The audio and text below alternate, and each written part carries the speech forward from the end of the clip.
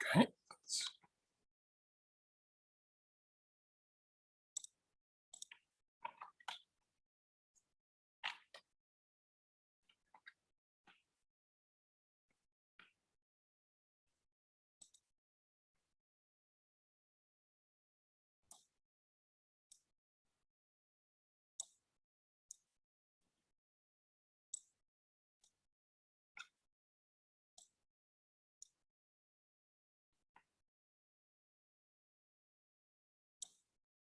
So one question is, where did the adventure flyer say? What it's doing, if you remember from the first classes, or if you watch those videos, when you go to save it, it will tell you it's recording it here in Daniel Guerra's documents.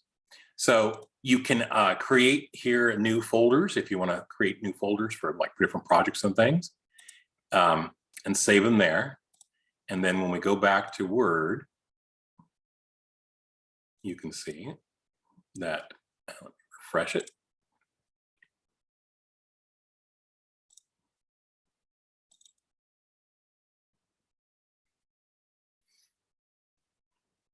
That is going to record it just in the general list here. So there's my Word 06 Adventure Flyer. If you had other folders, they would show up here. And then you can also, we'll get into this, but you can mark certain ones as favorites, and then there'll be a favorited list. And then you can always look at my recent shows you the most recently edited and opened. Every time you open it, it's going to pop up in the most recent list. All right, so let me go back to my copy here.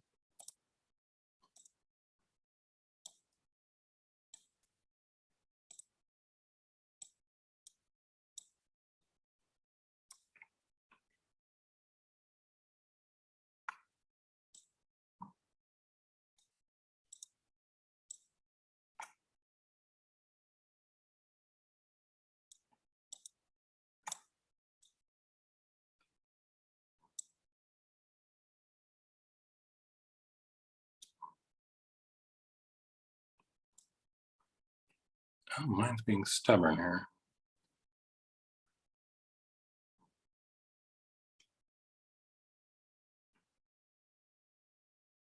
All right, so here's what I'm going to do. My computer probably needs a good reboot.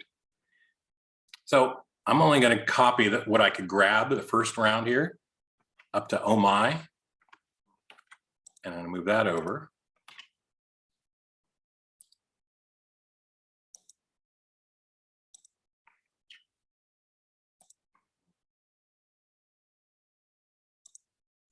And then I'm going to do the second half later.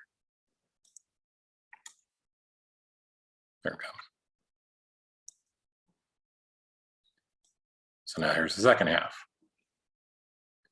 So for some reason, probably because I had too many things open today. I should have rebooted before I started. It's always a good idea. But when I was trying to grab it, they're so stretched out, it was only letting me grab so much, and then it wouldn't continue. So, and because this is the editing is turned off, you can't use the Control A, which I think I told you I like a lot. And so that's not available to us. So this is a good lesson about how to overcome adversity in Microsoft Word 365. Whenever it does that, you don't have to paste or copy and paste over in one shot. It's just more convenient to do that. So, you got to do what you got to do. So what I did is I copied as much as I could. And it really came down, I think, to the page break. So it let me copy this first page. And then I switched back over to my version of the Adventure Flyer, pasted. And then underneath it, went back over, copy the rest, and paste it. And you'll notice the formatting is very different. And that's because of the way we had set up this file. It's a little different yesterday. Yesterday's file, you were able to edit. I don't even know if you tried it, but you could change it. This one is non-editable. It's a view only. And so again, one of the drawbacks of view only is you're kind of limited what you can do. When I copied it, you'll see this, it's like triple spaced or something. But when I paste it in, it shows as condensed together, single spaced. So I'm talking about this paragraph right here. So that happens. It doesn't matter because we are going to make a bunch of changes to it anyway. So however it comes over, as long as it's legible, that's kind of my philosophy. As long as I can get it, the text, I'm going to worry about the formatting as I go along and make a bunch of changes.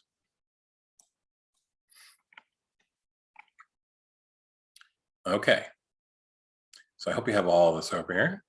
Just to be sure, I'm going to go back up to my original doc. I'm going to close it. I could leave it open, but it's just a good idea. And like I said, it takes fewer resources if you have fewer tabs.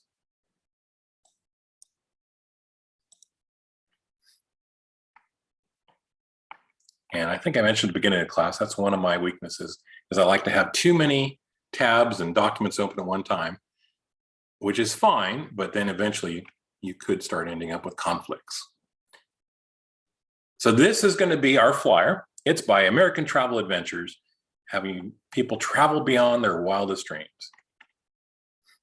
So what we're going to do is we're going to make some modifications. And like we did yesterday, we want the title to be centered. So this time, I'm going to select both lines. And again, I don't have to select it all. I can even just select up to the word travel in the second line and use my centered text here and get it in the middle. And again, because each line can only be one of these formats, can't be line centered and a line left, that counts. By the way, I'm going to do that real quick. So there is one time, or if you're doing multiple lines, something you have to watch for is, let's say I didn't want to do 2 lines, I just wanted this line. All right, easy enough. But here's what can happen. As I move over to the right and down, I can accidentally click something on this line. And then when I center it, of course, it's going to do the second line too. So you kind of have to watch for that and, just do the one line. Okay, I'm going to do the second line here and make this one center. Here's another trick that we learned yesterday, and here's how to apply it. One more time, let's put them both back over there. So let's say I already had the first one centered, and I'm going to start working on travel. If you remember yesterday, whenever you hit enter, your new line gets to inherit whatever the line came before it. So in other words, we had a bullet, we had a long sentence, we broke that sentence. Well, if it was already bulleted, the new line gets a bullet automatically. Well, here's a way to use that. So if I don't want to go back up to the line center, I can backspace travel. It looks terrible, but when I hit enter, see what happened? So I got rid of the line spacing. So now it is truly one line. So by hitting enter, I'm actually creating a new line. And you can see that when I turn on my paragraph show high. See, there's only one paragraph marking that line. So when I hit enter, ta-da, the travel beyond your wildest dreams inherits the characteristics of American Travel Adventures. So that's another way to do it. But either way, get your titles on line centered, and then we're set. So now we want that to really stand out. So we are going to adjust it with a fancy font. So I'm going to select both of them because I want them both in the same font. They'll actually be different sizes when we're all done, but for now it's fine. And as you scroll down, you should have the different fonts available.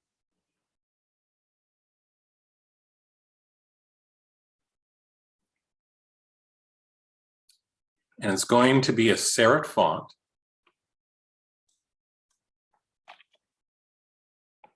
Called Broadway.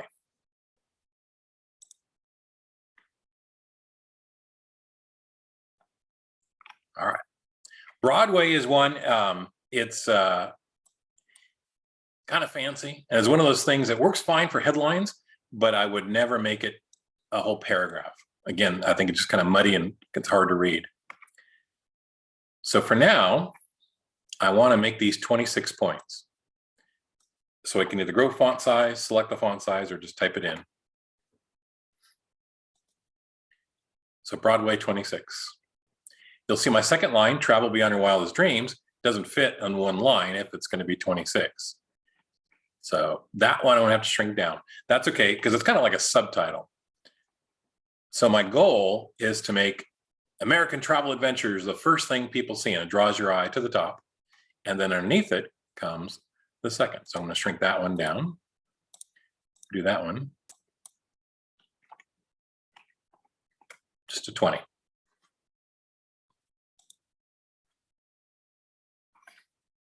All right. Now that we have it done that way, I want to make it a blue, a dark blue. So I'm going to select the text again. And I'm going to use this blue accent one, darker 25%. That way you can still read it. It's not too light of a blue, but it stands out a bit.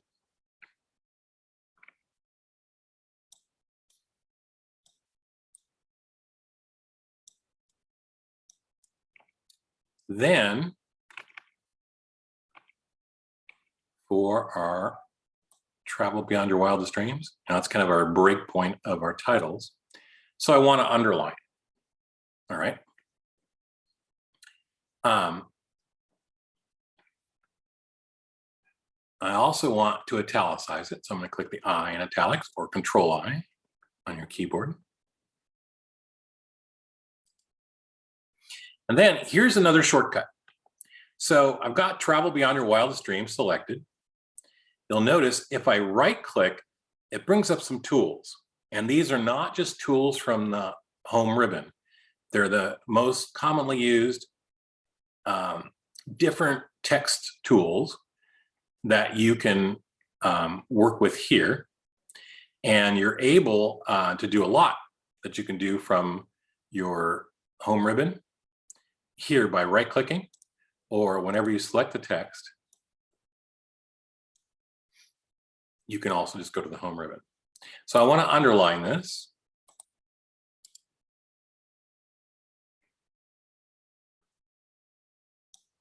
And there we go.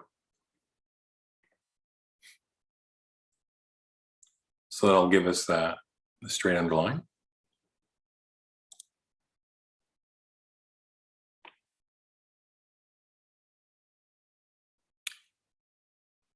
And then I'm done with my title. Now I have some room up here at the top. Later on, we're going to come in and put in a couple of graphics and pictures just to make it more interesting. Okay, so the next step, or the next function we have to work with, is eagles and whales and bears, oh my. So for these, we want these centered. These are going to be the center of our document. So I'm going to select them all, and I'm going to use centered.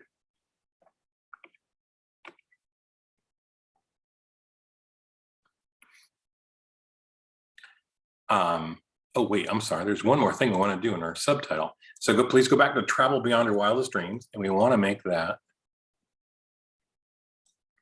all caps. So if you remember yesterday, our change case, we're going to do uppercase. Okay. Now we're ready to go. So the way this is going to work is we want certain words to really stand out. So the eagles, whales, bears really needs to stand out. The other words are going to be diminished, and that's on purpose. It's a style choice. One question came up: can you increase the stroke of the underline? Yes, you can in the desktop version. In this version, you can't yet. There are ways in the desktop version where you can make a green underline, you can make it wavy, and things like that. In this version, like I said, scaled back, so you can't. If you really need it, here's what you do. You can save this.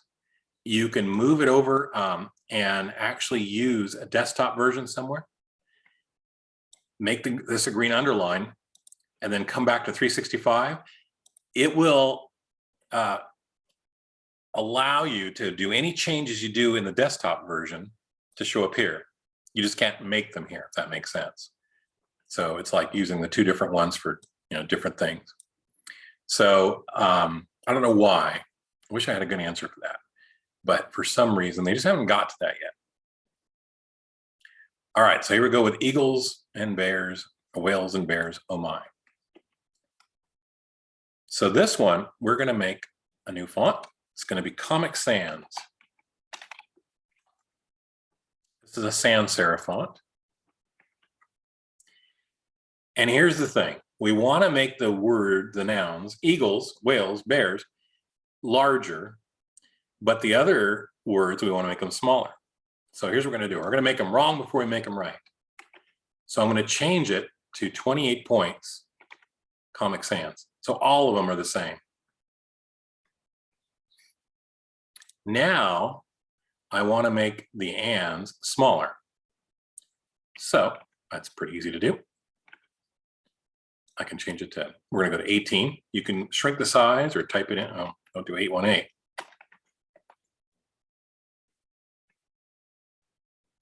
All right, so I want to do the same thing for the other and. So, as you recall, we got our format paintbrush. So I'm going to use my paintbrush and do the and here. Now, real quick, the other way to do it is, you'll notice my second and is bigger. I can select it here, copy, select this, and paste. So you end up with the same thing. So if you don't like the format paintbrush, you can always do that.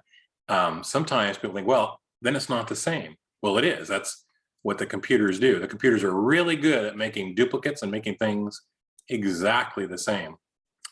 And so they are. So, one doesn't rule over the other. All right.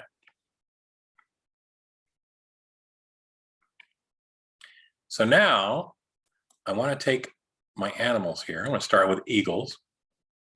And I want to make that one green. So it's going to be like a dark green here. And I'm going to use green accent 6, darker 25%.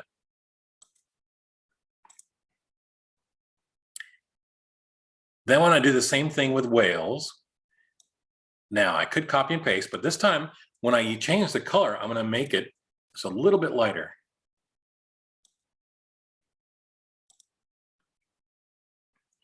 And then same with bears.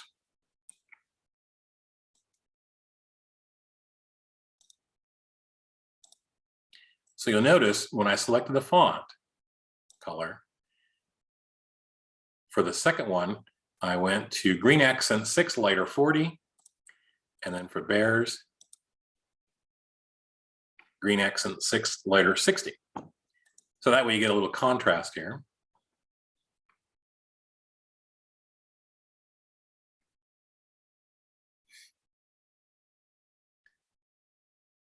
Now I'm going to do oh my.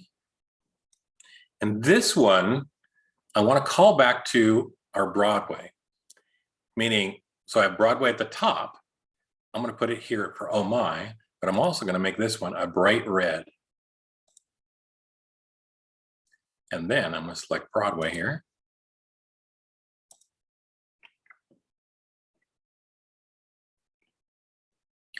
And this one's going to be 72 points.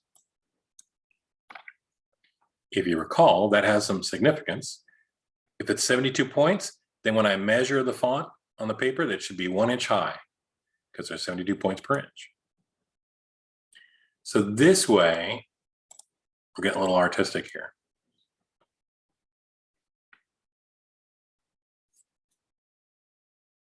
So you can see just, even if you just saw the paper, your eye is going to see, oh my, well, that's clickbait, right? What's oh my?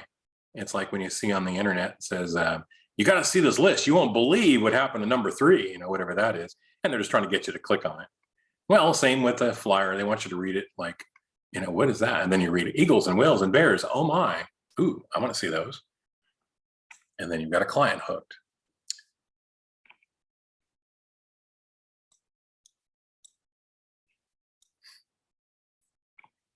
Okay, the other thing we're going to do with oh my is give a little underline here. So I'm going to select it and underline it.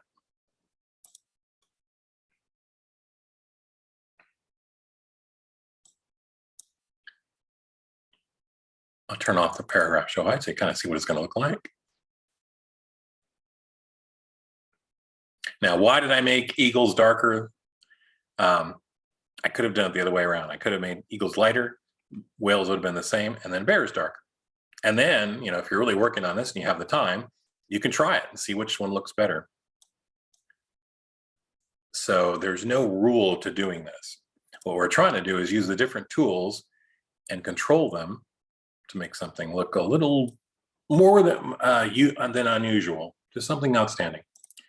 All right, so now we have our join travel adventures.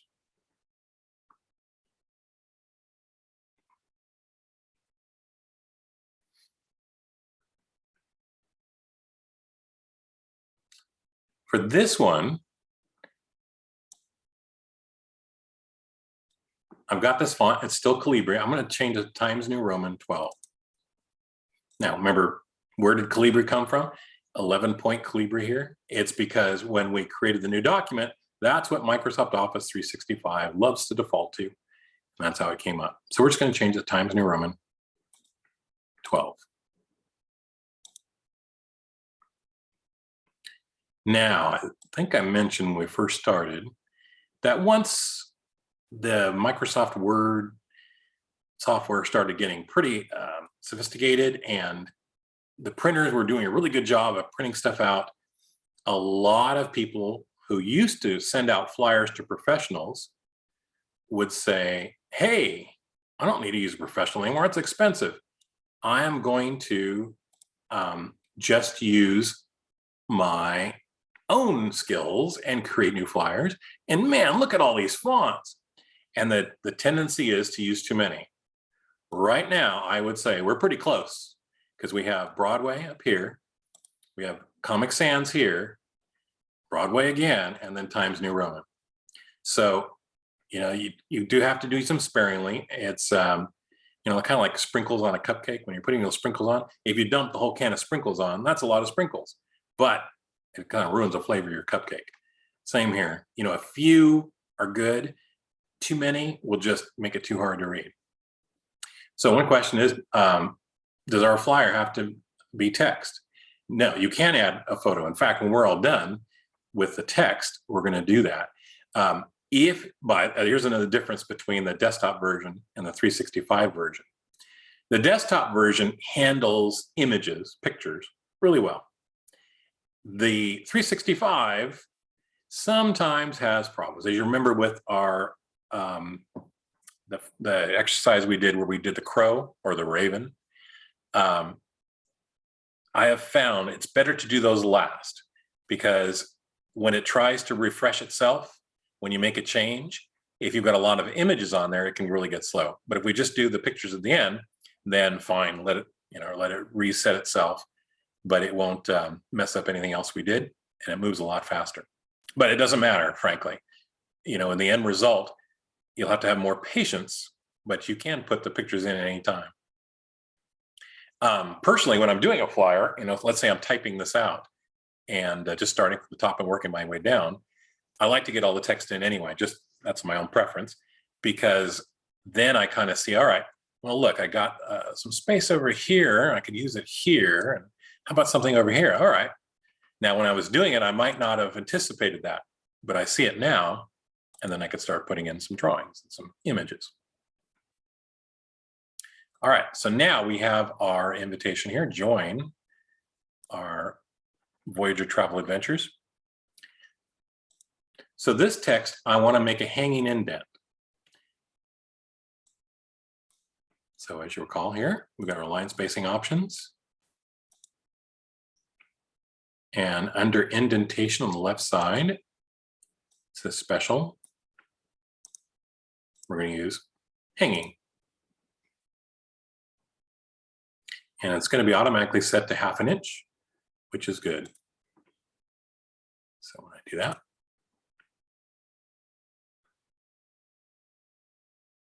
so you'll see what it did is it left this gap, and we have here our full text.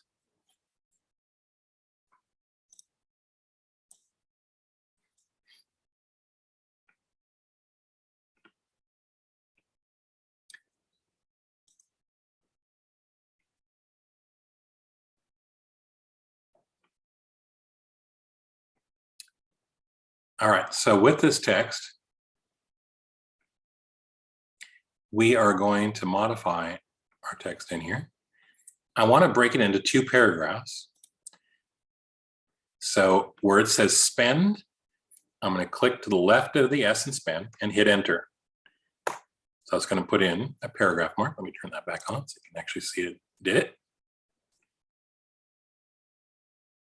And then it shows that you have 2 paragraphs, both with hanging indents. Again, because I broke it off of the paragraph at the top up here, by hitting enter, the next paragraph automatically inherits that hanging indent.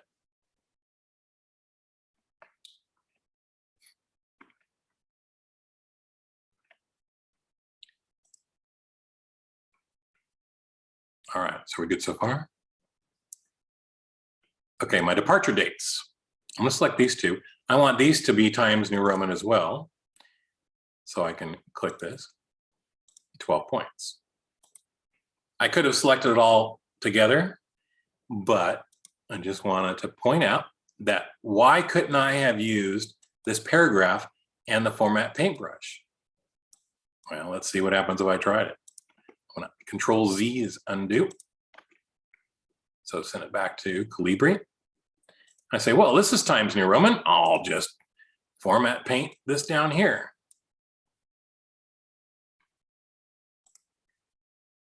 So you can, the problem is, like in this case, I left off the D. It might do the hanging indent too, which you don't want.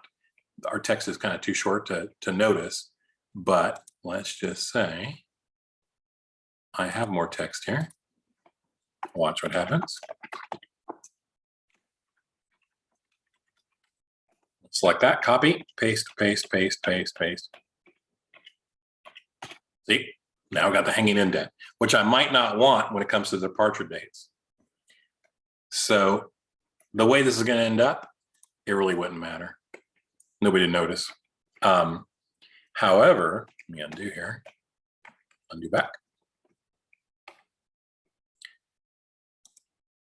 So that's why I'm going to do this manually to Times New Roman and not use the format paintbrush.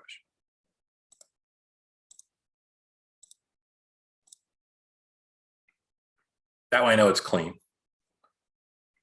All right, so here's our challenge. We want to line up the dates so they're on top of each other, because here's the way this flyer is going to work.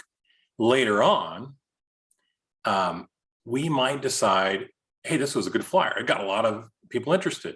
I'm going to use it again for the dates that are coming up in September. So you open it up, you save as Adventure Flyer 2 or some other different name. And then all you're going to have to do is change the dates, and boom, your work is done. And you might have more dates to choose. So it just kind of depends. But it's a good idea to use your documents that work and essentially use them like templates. So here's what we're going to do. I want July 13th to stand out.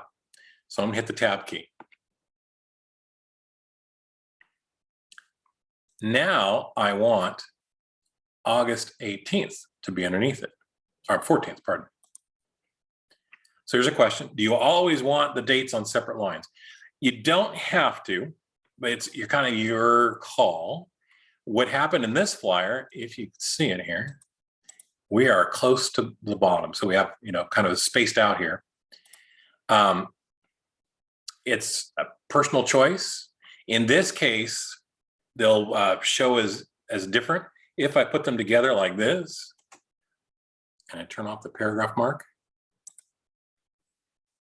See, it kind of gives the impression July 13, August 14, like it's one thing. Whereas if you have them on separate lines, it makes them look like two different things, which of course they are. They're two different departure dates. So, that's kind of the thinking behind this case. But certainly you can put all the dates in one line if you like. If you want to set up a table like we did yesterday, you could do that. We only have two, so we don't have to do too much of that. So how do we get the August 14th over there? Well, again, the one thing we don't want to do is the space, because what'll happen is, it won't line up right. But we can use the tab, and get the tab once, tab twice, tab again. It worked. I didn't draw my line straight, but they are straight and aligned along this point. So one question that comes up is, hey, you got an arrow up here to designate the tab. What about down below? So see my little arrow? And of course, when I turn off the paragraph show height, it goes off.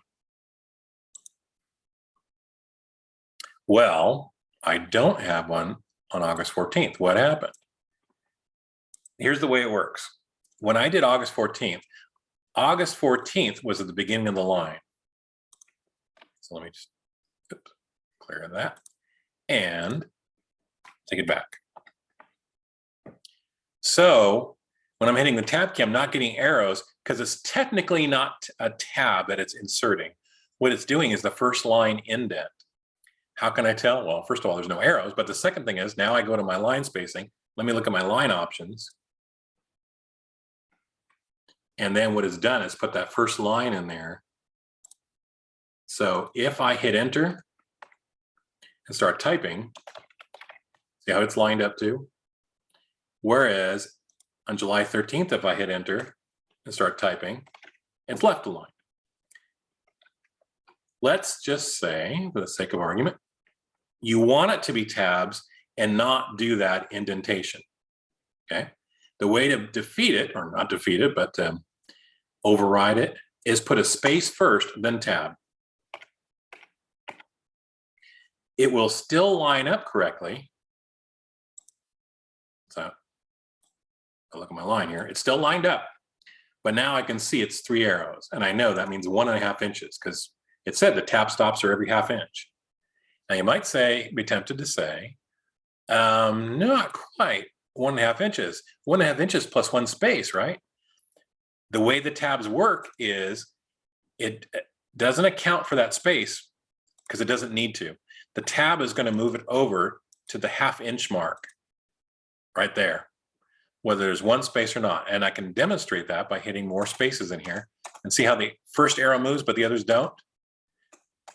That's going to be true right up until I get to that point over the 1/2 inch mark. And then, ta-da, it pushed everything over.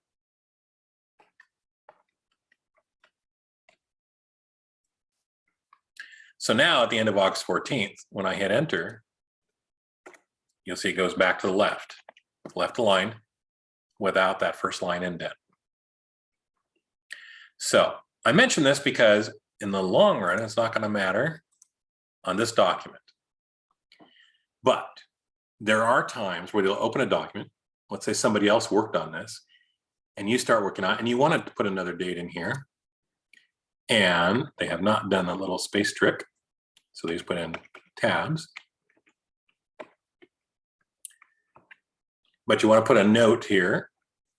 Okay, so the next one's going to be, say, September 5th. I'm just going to make that up. And then the next line, you want to say, remember to pack your bags or something. Well, what happened? All of a sudden you're tabbed over, and it's because that first line indent. So if you ever get stuck with that, that's why I said early on, this is a great tool, the show hide, because this is going to give you your clues as to how they did it, what happened.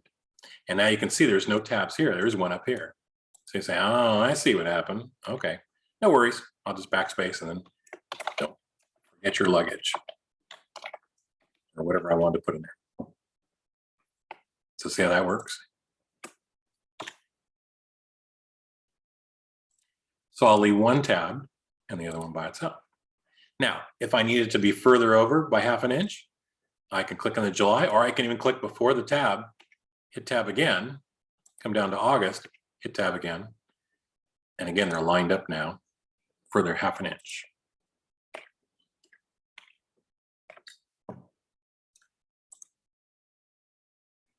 All right.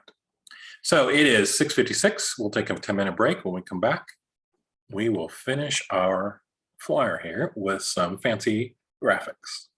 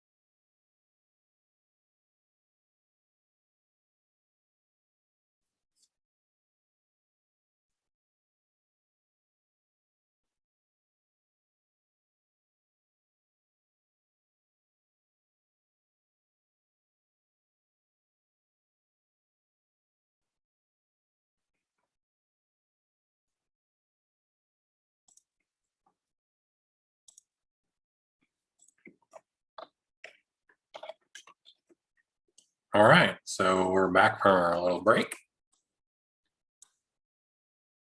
And we're ready to make some more adjustments. So we're left off, we have our two dates. So you'll notice there's a gap between them. I actually want to scrunch them together because they are related to each other. So as I select July 13th and August 14th, I'm going to go up here to my line spacing options, check out what's going on. So you'll see the spacing is set here. It's 0 points before, 8 points after, and it's set to multiple at 1.08. For these two lines, I want it to be single spacing. And you'll see they're a little closer, but I still have that before and after. Here's the thing. I only really have to change July. And when I go here to line spacing options, you'll see why. Because for both of them, before is set to 0, I only have to worry about the after, and I only have to worry about it on that first line. You'll see here when I change it to 0, how they come together.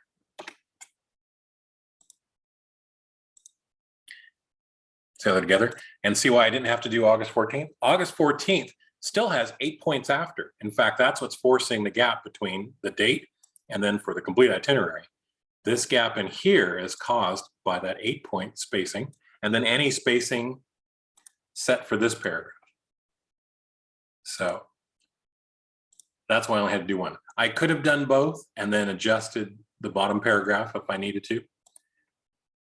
But just to show you how the spacing works, I didn't. Let me zoom in here. I didn't do it that way. I just tried it with just the one, just the July 13th. Okay. So we want to select a color for these two. We've used red, and one of the things you think about when you're doing your flyers is you try to come up with a theme for colors. So we've used green, blue, and red.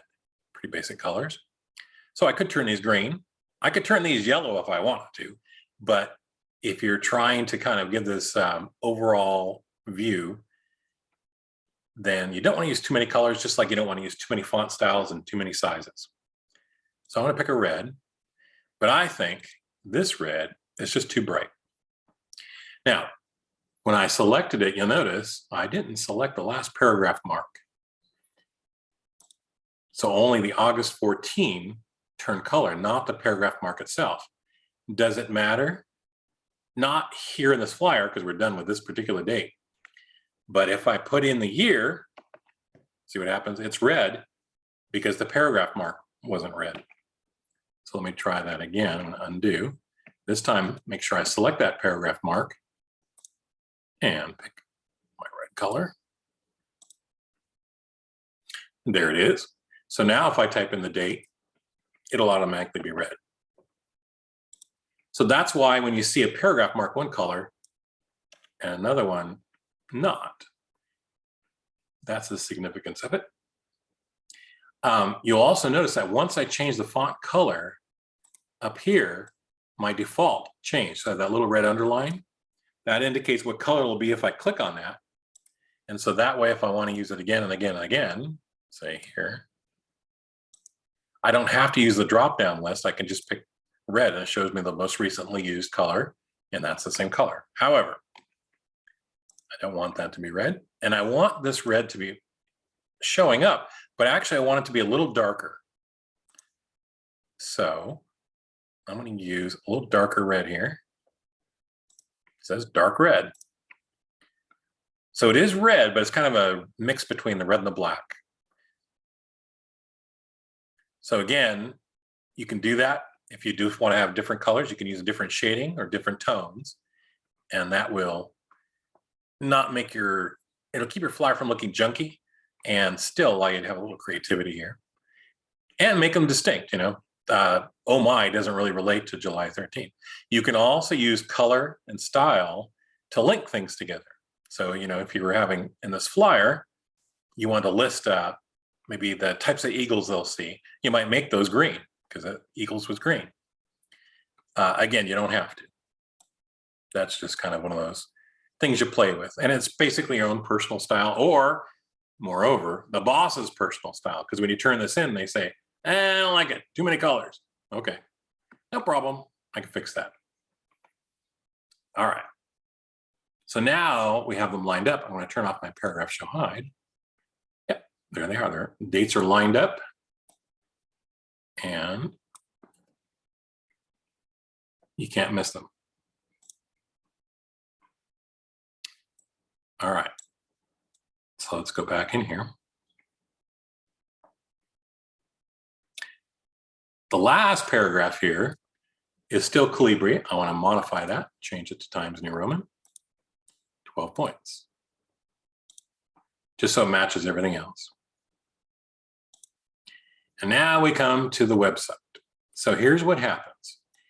You'll notice this is already blue and underlined. If I hover over it with my mouse, I get a little instruction. What it is the computer has figured out this is a web link. So let me just wipe it out. Let's say I'm typing it in.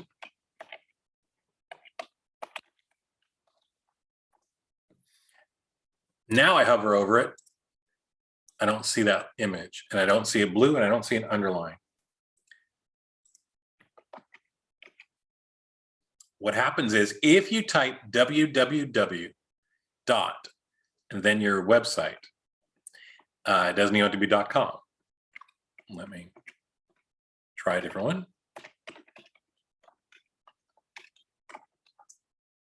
As soon as I hit the space bar or the period at the end, you'll see what it did.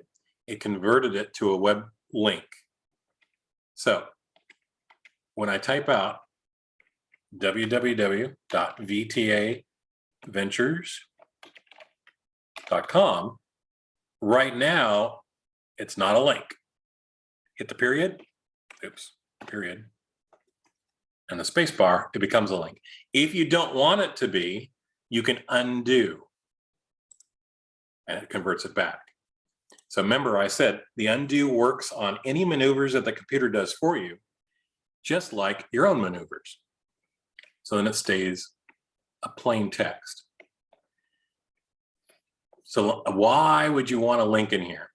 Well, if you are sending this document out and they're actually going to be able to see the document on their screen, having the website here means they can connect to it. Now, it happened, nope, this is just made up for this exercise. So there is no vtaventures.com, or if it is, I have no idea what it even does. But because it's in the www.something.com format, when I hover over it, I get this little control click to launch. And see, it comes back again. There it is.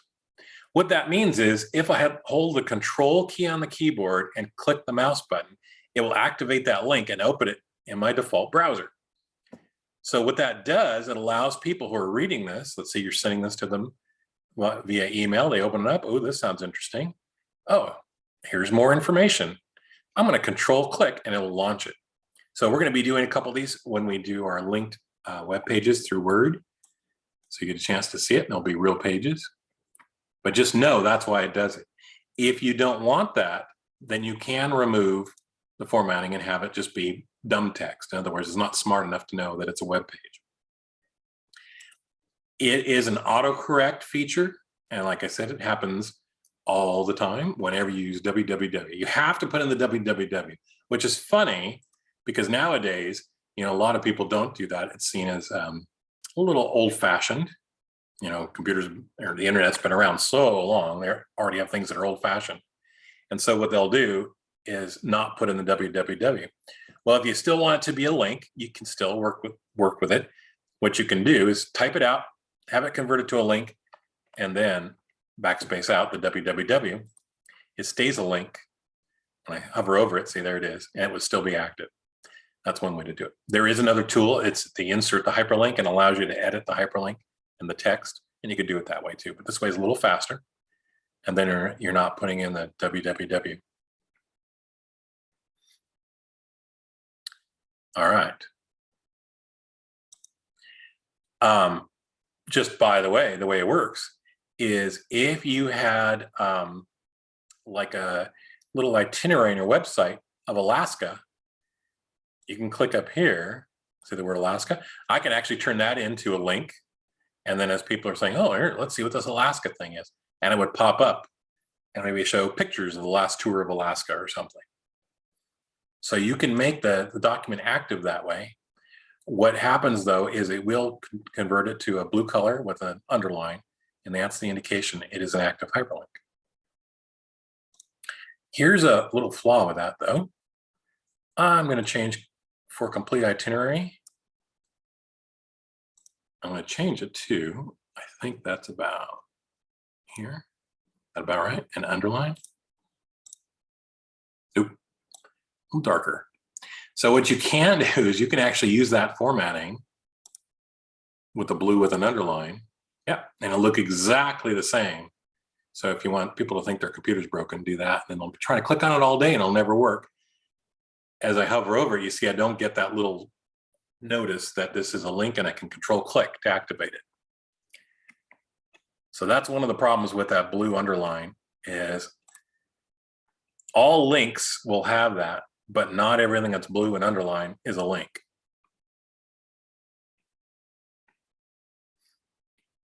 All right, so we have our text basically done. I'm going to zoom out some.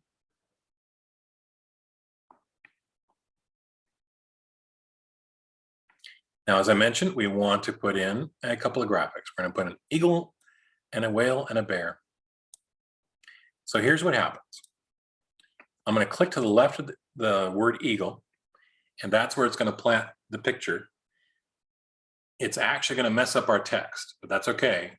Because what happens is every picture comes in with a word wrap, and you'll see how that works in just a second. But I want to start with a capital E, so I'm to the left of it. And now I'm going to change my menu bar so I can see a new ribbon for the insert. And if you remember the exercise where we did Edgar Allan Poe's poem, The Raven, we did this. We'll go down to picture. You see here are our options. Again, this device refers to your computer, so your laptop, whatever device you're working on. If you took a picture with your smartphone and loaded it on your laptop, you can insert it here. Right now, depending on your computer, you probably don't have a picture of an eagle on there. Then you have the option of OneDrive. OneDrive is Microsoft Word 365 itself. So I just switched back over here to my main list of documents. And down here, I've got the cloud.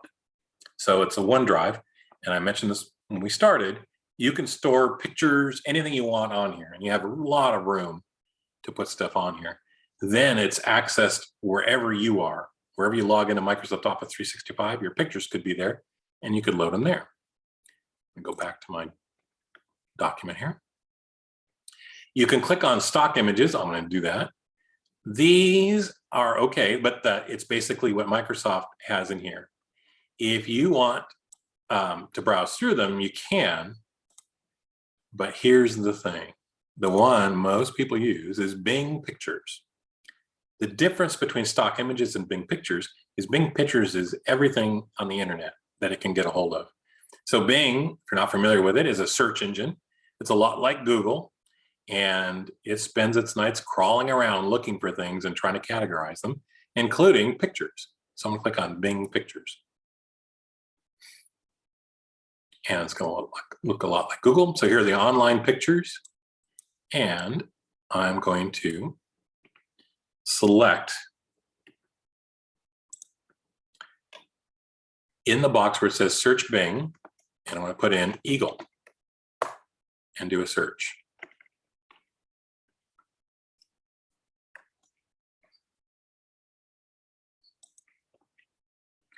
All right, so there's a bunch of eagles. You'll see there's some different styles, and you'll notice up here it says Creative Commons only. Here's a problem with using images. Whenever you take an image, even on your smartphone, you now own the copyright of that image. So it's yours. Nobody can use it, or nobody's supposed to use it without your permission. And your permission might be free, or it might be $5, or it might be $500, depending on what the image is. But either way, if they're going to use it, then they are supposed to get your acknowledgement. So Creative Commons selects images that people have allowed to be used for free. However, it's not perfect. So it's probably okay. And for most things, even the copyrighted images, if you're using it like for internal flyer or something, it's not going to go very far. It's probably not going to show up. However, if you're going to use it for a national marketing campaign, every image on there has to be approved. In fact, I don't know if you know this, one of the reasons directors for movies and commercials and TV shows prefer their actors not to be tattooed is not because, tattoo brings context, so that it changes the look, or it might be a distraction. The real, or not the real, but one of the most important reasons is because the tattoo artist that drew that tattoo owns the copyright to it. Even though it's on a person, it's whoever created it. And so if they drew the tattoo and it shows up in the movie, they can go to the movie and say, hey, you're a copyright violator. You owe me. You made $100 billion in that movie. I want a cut because you used that without my permission. And if they go to court, they'll probably win. It's not fair use just to use their design. So when you're working with these, just be warned that keep in mind, copyright infringements do apply. If it's something you're really worried about, go find an eagle, take a picture, and boom, you own it. You can do anything you like with it. However, like I said, most of the time, the Creative Commons works. If you turn this off, it will go out further and find even more. These, you're kind of maybe taking your chances. All right, turn Creative Commons back on. Now we have a couple of different styles. You'll notice here, I have what looks like somebody drew this eagle. And you can use that if you like. You also notice we've got pictures. And in fact, it looks like this eagle flying here. It looks like somebody took a picture while it was flying. And it's a photograph in here. And you'll also find there are certain images, like this first one here, where there's no background. So it kind of just depends on what you want. If you want it to look like a photograph, you can pick one of those. If you like the cartoon style, you can use the cartoon image. If you scroll down, you'll see there are even more from which you can choose.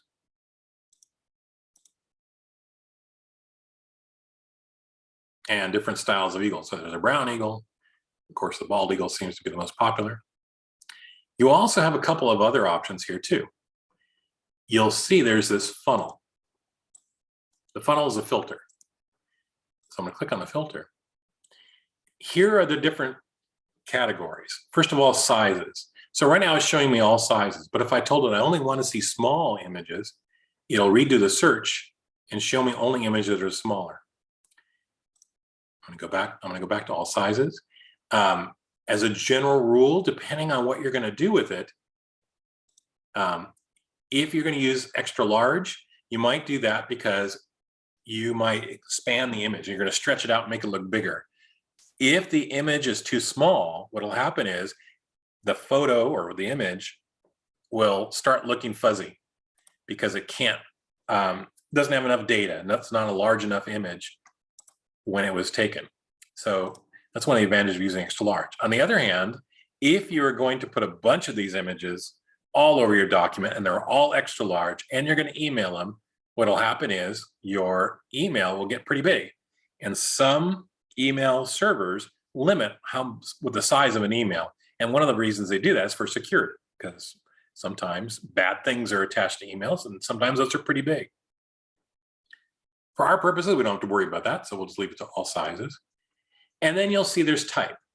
So there's photograph, clip art, line drawing, and transparent. So let's take a look at photograph, and it's exactly what you would imagine. They're pictures. So we've got a background, and you got the eagle in the foreground. So they're categorized basically just that they were a photo. I'm gonna go back here and go to clip art. Clip art is more like things that have been clipped out and includes some of the drawings. I go to the filter again, and I go to line drawing, you'll see, well, actually it didn't work. It's supposed to look more like this eagle here grabbing, is that a missile? Or the drawing here, or their actual line drawings. You'll see it's not perfect, so it's showing me a lot of photographic images, but now I can see a lot more line drawings. And if you like that, that's how you get to the line drawing style. And then finally, we've got transparent. Transparent means there's only the image of the eagle in this case, no background. It also means I can lay this image over my text and it won't cover up the text unless it's like the wing or something. So in other words, like this area right here and this area up here, I could have writing here and I won't mess it up. If I used a photograph, let's go to that, and I had writing up here or here, the photograph will be in front of it. I won't be able to see it. Or what'll happen is if I put the text in front of the photograph and it's still like black writing, it's going to be hard to see because see how dark it is up here at the top. So you use the transparent if you just want to show the image and not have the background. All right. As I look through, there's a couple of different layouts. Basically, it's kind of like your smartphone. When you take a picture lengthwise or height-wise, you can determine the size of the picture and how much is included. And then you'll see there's colors. Right now we're looking at all colors. You can select a single color if you want a single theme. Oh, I'm not sure we're going to find much with that. Oh, there we go. Some green eagles, including a leprechaun hat, which I'm not sure really has anything to do with an eagle, but somehow the document in which it found it may have had a reference to an eagle, but here's some green eagles. Or you can do black and white. And black and white will again include some drawings, or like in the case here, this was a photograph that was converted into black and white. So you do have controls and options when you're working with these images. I'm going to go back to all colors because I saw the one I want. And it's the first eagle soaring here. I'm going to select it. Now you can select multiple images, and sometimes you do that. When I'm using 365, I tend not to. In Office on the desktop, I do, because I don't have any problem bringing lots of images, taking a look at them and trying them out. I'd rather just do them one at a time in 365 for a reason you're going to see when we insert this, because it doesn't handle images as well as the desktop version. However, I could go along and select others, and you can put as many as you want. Just a little warning, these images, we didn't pay for them, so you pay, you pay for what you get, and some of them will come up with errors. And what'll happen is if you say, okay, well, maybe I want this one. Oh, I like this one. I like that one. So I put a whole bunch of check marks. Let's say I do 10 of them, and I want to compare them. When I tell it to go ahead and insert the 10, the first two will start loading, and then the third one has an error on it. In other words, it can't load. What it does is you lose all 10, and you have to come back and do it over again.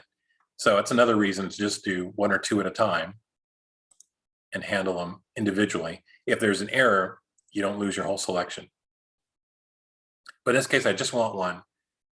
So I'm going to turn this one off. And I can see down below here, I've got one selected. This will tell you how many are selected. It will also give you a little warning that they are not taking any responsibility for copyright issues. In other words, if you pick, what's a good image? A Disney image, because Disney is very protective of their images.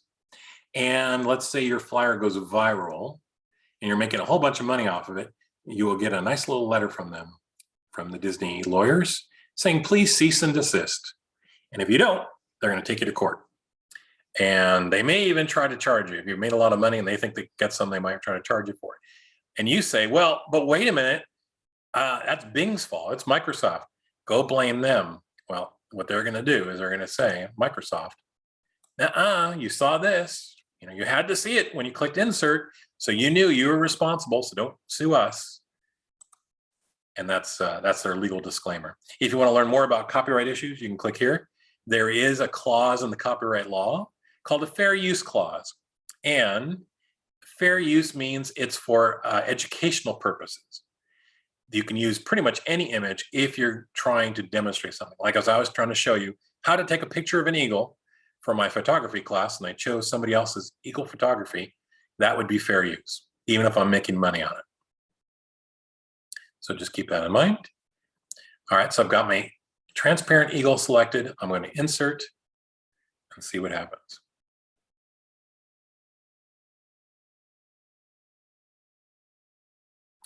All right, so you'll see it pushed over my word eagles, and it came in a little bit bigger than I wanted. So the way this works is any of these circles are handles. They're sizing handles.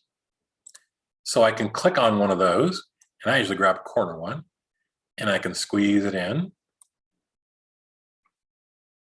kind of like that. So I can make it smaller, a little more manageable. And then I can zoom in some as I'm working on it.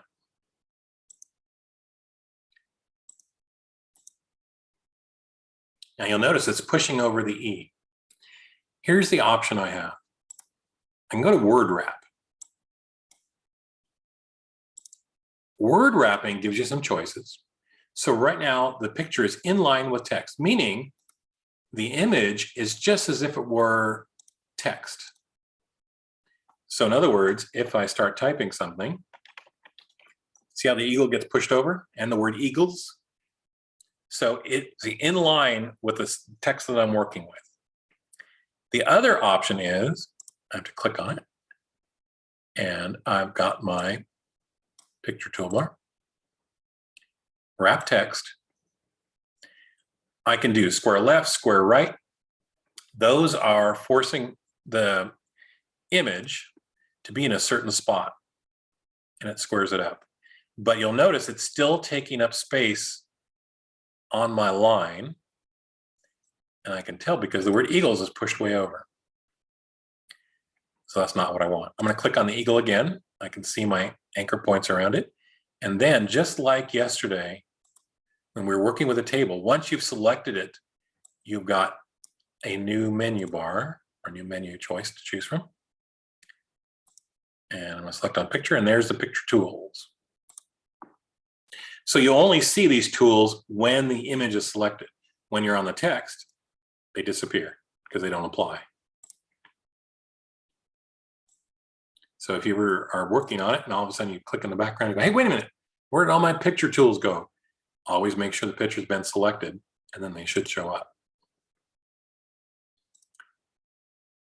So now the last two options for our wrap text is behind text or in front of text. I'm going to select the little bottom one, in front of text. What happens is now this image is supposed to be hovering over my text. And you'll see now eagles is centered. And even if I expand it, oops, too far, or move it, let's stretch it out this way. See how the eagle moves, it's stretched out, but not the word eagles, and I have a few feathers over the E. That's in front of text. I'm going to go further, stretch it out this way, and I'll stretch it down some. So now I've done it. I can't even see the word eagles. What I can do is go back to my picture menu, the wrap text, make it behind the text. See how Eagles is now in front of it? Now, personally, I still wouldn't do this because it's kind of hard to read there. So I like the feathers being close to it, but I want to have it just touching the word eagle. So I'm going to go back to in front of text. One of the problems if you're using behind text is I would recommend do it at the very, very end, because once it's behind the text, sometimes it gets hard to grab. And let's see if I can do this here for you. I'm going to shrink this in a lot. It's going to let me. If it's really small and behind the word eagles, then see, like right now, I'm clicking on it, but I'm not grabbing it. The reason is the computer's thinking I'm trying to grab the word eagles or and, not the image, because it's behind everything. So I'm going to do a good old undo. So it's in front of text. Now I can grab it. So it gets hard to grab when it's behind text. So what I tend to do, let's say I did want this, over my word eagle here. So I stretch it out. Then I'm all done, right? I say, okay, that's what I want. Then I go back to picture and then set it behind text. That way I don't have to try to move it. So the other option is in front of text. It blocks it out, but I'm going to stretch it over a little bit more. And then just like before, at the very top of our box here, we have a little control. And this is the rotation. So I can click it and I can make the eagle turn just a bit. And there we go. The other way to rotate it is you have a tool for it in the toolbox up here in the ribbon. It says rotate. If I use this list, I can rotate it 90 degrees. Okay, I don't want that. It looks like he's doing a loop-to-loop. I can rotate left 90 degrees, takes it back. Or there's also rotate options. And you'll notice a little window pops up. And you can specify how you want it to rotate. So you'll see there's rotation in degree here. Like right now it's set to 13 degrees, and that was just my freehand. But let's say I wanted it 20 degrees. There it goes, it pops it over to 20 degrees. So that's an option too, if you want to be very particular about it. And then it gives you all the controls for the image over on the right-hand side.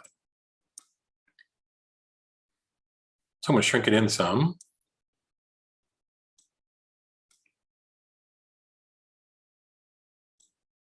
And make it a little bit smaller.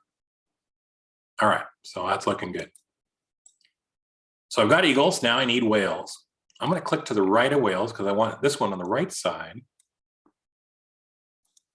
So my cursor is next to the word whales. And I'm going to go to our trusty insert, picture, and Bing pictures again. And by the way, I can tell you from experience, the pictures are too fun because there's a lot you can do with them. And they can be really distracting. In fact, what'll happen is you say, wow, this is a great picture of a whale, but I think I can find a better one. And you can search all day long. And there goes all your time that you're working with the images to find the perfect one. So one question is, what if I wanted to save a version of the document with the eagle and one without? How can you save it? Well, let's just, before we move on here. All right. So I am going to cut, Control X, my eagle. So it'll stay in my memory, but it's gone from my flyer. So I can zoom out, prove to you it's gone. Once you've got this document saved like this, what you can do is go back into Word, and I'm going to go here to the top in my Word document. And here is my adventure flyer. As I hover over it, I'll get some tools here.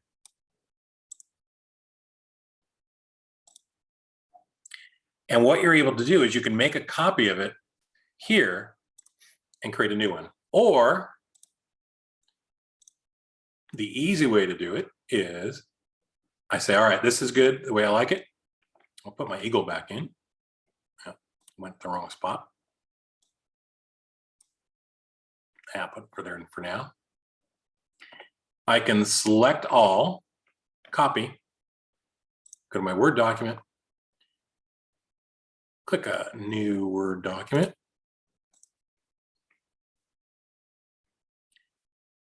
And as soon as it pops up, just paste it and then paste it like that.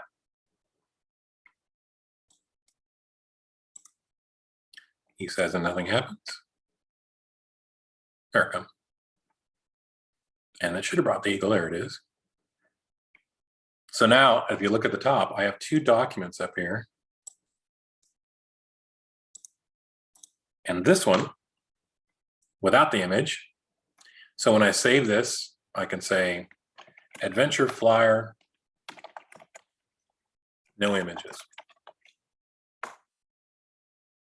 There we go. Got a duplicate and no pictures. So I'm going to close that one. And you can make as many copies of this as you like. Like I said before, you can use it as a template.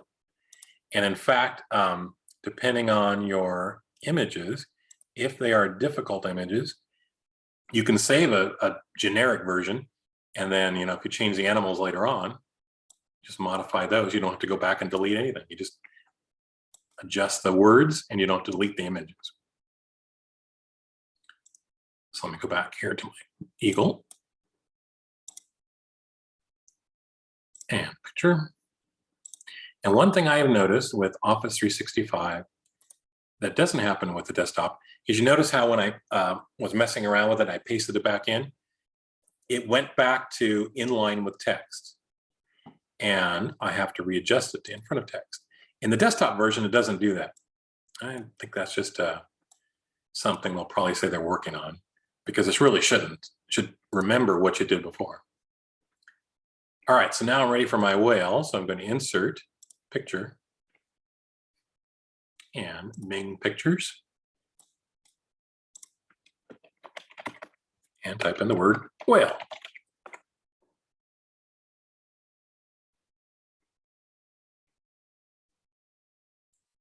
And we've got lots of whales, tons of whales, literally. Oh, like it's not literally, but figuratively. So I like a little smiley whale here. It's a beluga. And we are talking about Alaska, right? So I'm going to select this one. Now, this one's not transparent. This has a background. If I wanted to be consistent, I could certainly do transparent and see what pops up and find one there. And of course, it's not entirely accurate. This first image is not transparent, but the others are. And I could pick one there. But just to be different, I am going to go back and turn off my filter and take that little beluga whale because it's got a smile. And that, man, that just looks friendly. It makes you want to go to Alaska to meet that whale. It looks so happy. Of course, it doesn't know it's smiling. And here we go. And it's way too big. So I got the sizing handles. I'm going to stretch it. And I'm going to change the wrapping of the text to in front of text. And now you see it hovers over my text. I'll move it over to the side. Yep. Get it just right there.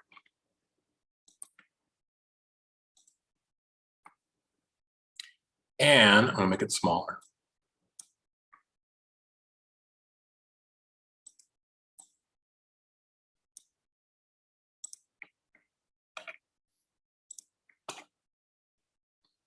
So what I did is I cut it and pasted it here.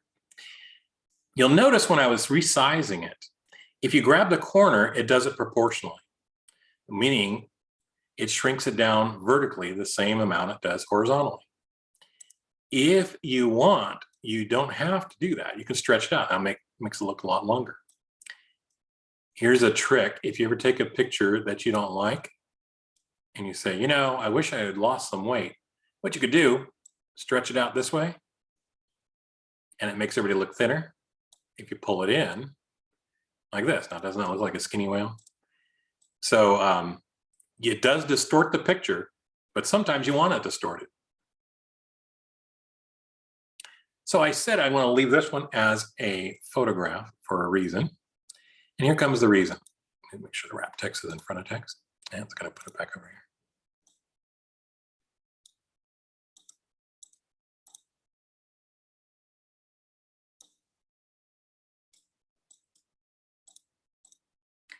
So here, see how it's getting a little crazy. So in this case, it's not truly wrapping. Every time I try to wrap it, it's going to throw it to the left. So that's all right. My whales is going to be a little off. In the desktop version, this doesn't happen. In the 365, it sometimes does. All right, in my picture tools, I have some framing options. And you see these here. And you can do this with any image. This one just happens to be a photograph with a background. So I wanted to use it. And here you've got some options. So it looks like it's posing for a photograph. So I want to make it look like a photographic frame. So I do have one here. It's called Bevel Oval Black. And I click on that.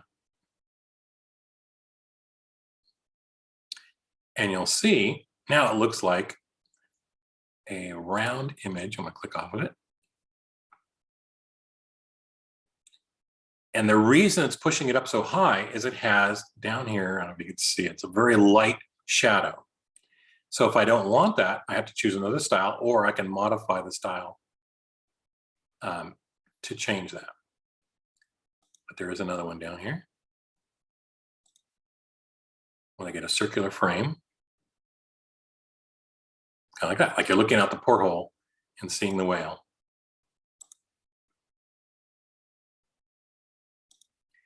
If you don't like that style, you saw we had plenty of others from which to choose. Some of them, they don't have a border, or it doesn't look like a border, but what they do is have a soft edge that fades in the background. So you'll see up here, there's one here square, there's also soft edge oval. And that's the one I'm going to stick with. Make it a little bit bigger.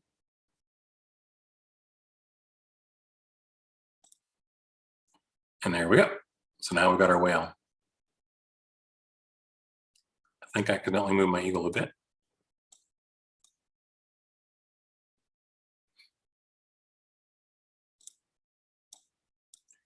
And now it's time for a bear. So I'm going to click to the left of the bears, insert, picture, Bing pictures, and then bears. Yeah, I just got a warning that my system's running low on resources. So you may see that. It's telling me that the Zoom audio is taking up a lot of that. So I click on the search box, type in bears, and here's what pops up. So you got polar bears, you've got grizzly bears, brown bears. I can go to transparent and see what pops up.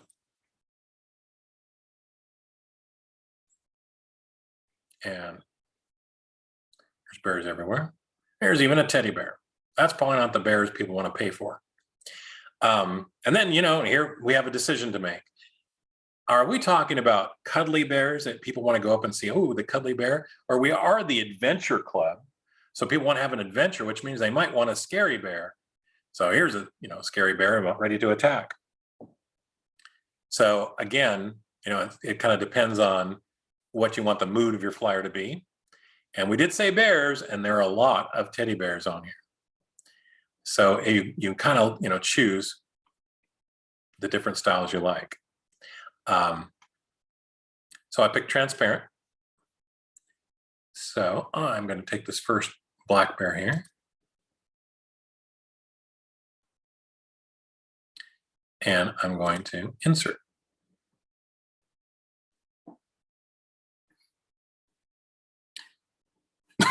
Excuse me, here it comes. And there's my bear. So it's too big. I'm going to shrink it down. And then I'm going to change the wrapping to in front of text again.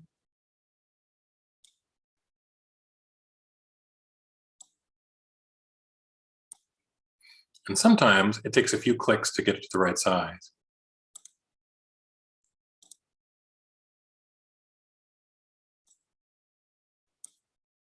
And again, if you wish to rotate your bear, you can a little bit. Makes it a little bit more like it's in action or something.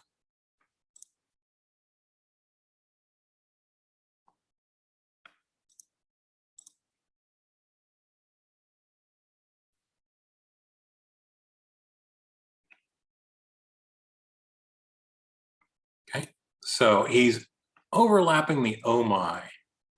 So I'm going to shrink it up a bit. Now by doing this, I did change the proportions. So it's a little bit stockier bear,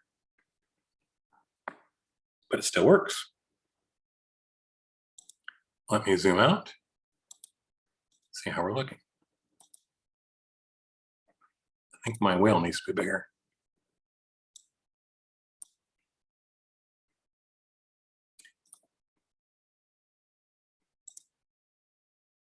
So 365 is not being very helpful. Every time I try to make my whale in front of text and not overlap, it throws it to the left. So one thing I can do is say, all right, I give up. I'm going to say, fine, be that way. There you go.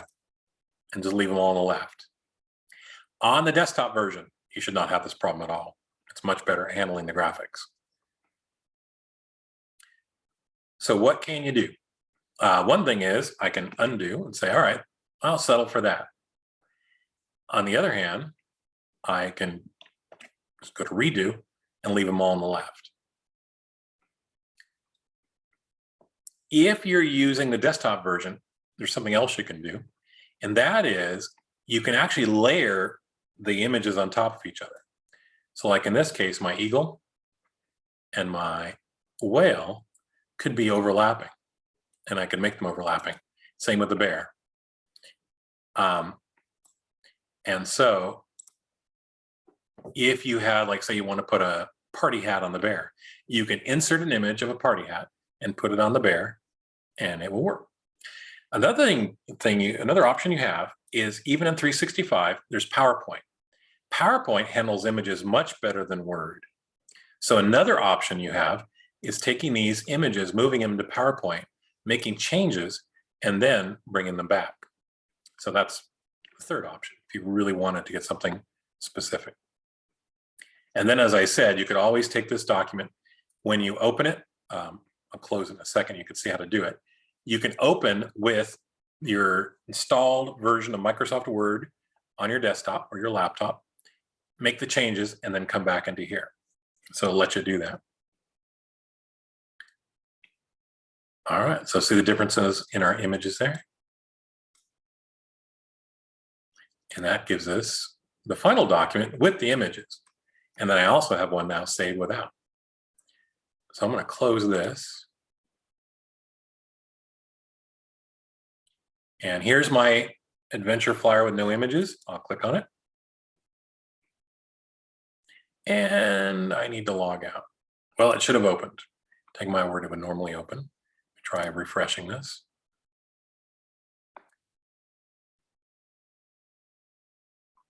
So if you ever get that error, what's happened is something in the background has gotten haywire.